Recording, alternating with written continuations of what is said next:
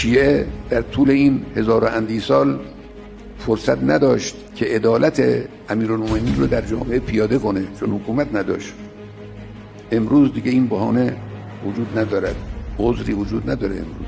امروز حکومت اسلامی است، حکومت علوی است، حکومت ولوی است. امروز بایستی ما دنبال عدالت باشیم.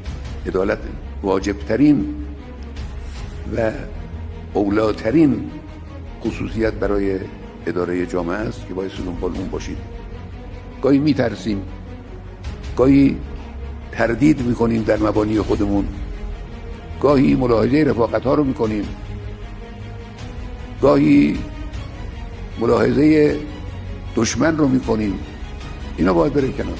بایستی بدون ملاحظه بی‌مورد به سمت برنامه عدالت آور، برنامه‌ای که تقوا رو توسعه بدهد باید حرکت.